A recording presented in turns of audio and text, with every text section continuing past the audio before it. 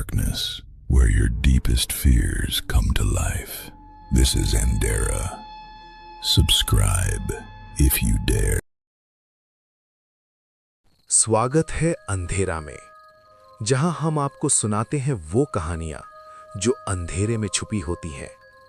अगर आप पहली बार आए हैं तो चैनल को लाइक, शेयर और सब्सक्राइब जरूर करें, क्योंकि यहां हर कहानी आपके डर को जगा देगी।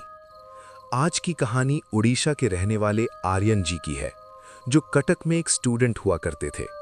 तो चलिए दोस्तों, सुनते हैं आर्यन जी की वो डरावनी रात की कहानी हमारी जुबानी। 1999। मेरा नाम आर्यन है और मैं कटक का रहने वाला हूं। उस वक्त जिंदगी आज जैसी नहीं थी। ना मोबाइल फोन्स, न जीपीएस, न कोई हेल्प एक क्लिक पर। सिर्फ यादें थीं और कुछ रास्ते जो रात को बिल्कुल बदल जाते थे। मैं और मेरा दोस्त रवि उस रात घर लौट रहे थे। उसकी बाइक की आवाज आज भी मेरे कानों में गूंजती है, यामाहा RX 100। रात के करीब 11:40 हो रहे थे। रानीहट के पास का रोड बिल्कुल खाली। मैं अपनी बाइक पर आगे था और रवि मेरे पीछे। कभी कभी वो हॉर्न बजाता, जैसे कह रहा हो, रेस लगाएं क्या? मैंने हल्का सा हाथ उठाकर मना कर दिया। पता नहीं क्यों उस रात दिल ऑलरेडी हैवी लग रहा था। हवा अजीब ठंडी थी और रोड ज्यादा ही अंधेरा। स्ट्रीट लाइट्स ब्लिंक कर रही थीं। तभी मैंने रियर व्यू मिरर में देखा। रवि की बाइक थोड़ी स्लो हो गई थी। मैंने स्पीड कम की और पीछे मुड़कर देखा। वो सीधा रोड के बीच देख रहा था, जैसे उसने कुछ देखा हो। मैंने चिल्लाया, रवि क्या हुआ? पर उसने जवाब नहीं दिया। उसी वक्त मुझे भी वो दिखा। रोड के बीच एक औरत सफेद साड़ी में, सीधा रवि की तरफ। मेरा गला सूख गया। मैंने फिर चिल्लाया, ब्रेक लगा! स्क्रर! रवि ने ब्रेक्स दबाए। बाइक हिलने लगी। कंट्रोल गया और नेक्स्ट सेकंड धाड़! मैं बाइक छोड़कर भागा। रवि! वो सड़क पर पड़ा था। उसका सर साइड में मुड़ा हुआ, आंखें खुली हुई, पर वो मुझे नहीं देख रहा था। और जब मैंने ऊपर देखा, वो औरत गायब थी। लोग जमा हो गए। किसी ने जीप रोकी और हम रवि को ले गए। इमरजेंसी। मैं बाहर खड़ा था। मेरे हाथ खून से भरे हुए थे, पर वो मेरा नहीं था। टाइम रुक सा गया था।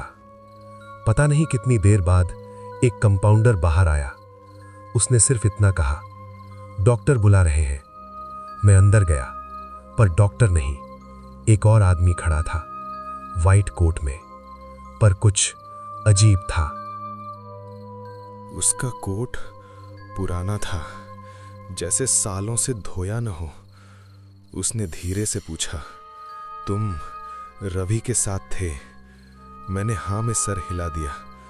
उसने सीधा मेरी आंखों में देखा और बोला, चलो फॉर्मेलिटीज करनी है। उसकी आवाज बहुत ठंडी थी, जैसे उसमें कोई जान ही नहीं। पर उस वक्त मेरे पास सोचने का टाइम नहीं था। मैं बस उसके पीछे चल दिया। हॉस्पिटल के कॉरिडोर्स वैसे नहीं थे जैसे मैं सोच रहा था। ये ज्यादा पुराने थे, ज्यादा अंधेरे। लाइट्स ब्लिंक कर रही थीं। मैं अंदर ही अंदर सोच रहा था, ये इमरजेंसी का रास्ता तो नहीं है। हम कहाँ जा रहे हैं? एक वार्ड के पास से गुजरे। डोर बंद था, पर अंदर से आवाज आ रही थी, जैसे कोई धीरे धीरे दीवार खुरच रहा हो।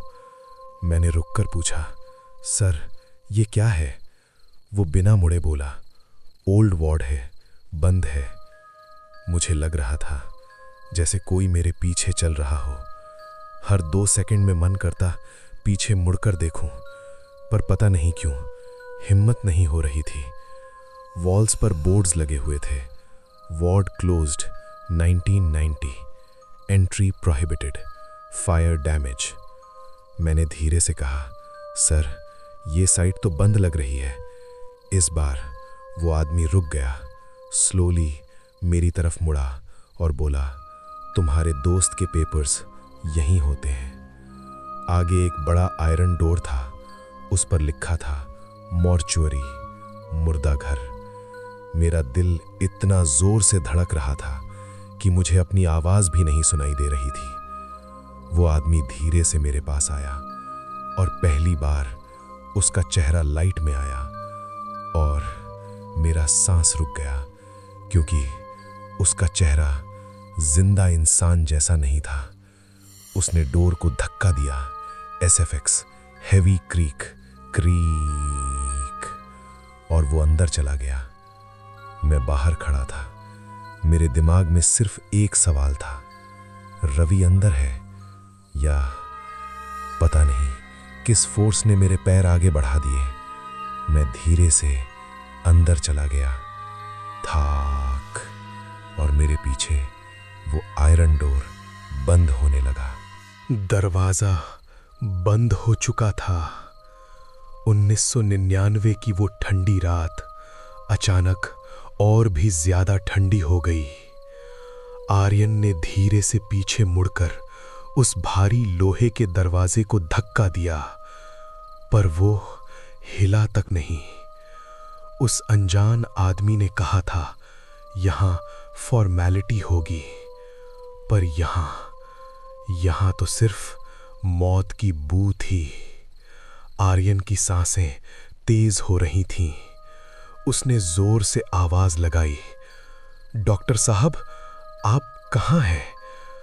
पर जवाब में सिर्फ उसकी अपनी आवाज का एको लौट कर आया। आर्यन ने धीरे से पलट कर देखा। वो एक लंबे पीली रोशनी से भरे कमरे में खड़ा था। लाइट्स कभी जल रही थीं, कभी बुझ रही थीं, जैसे हर सेकंड अंधेरा उसे निगलने की कोशिश कर रहा हो। कमरे के चारों तरफ पुराने जंग लगे हुए लोहे के बेड्स थे।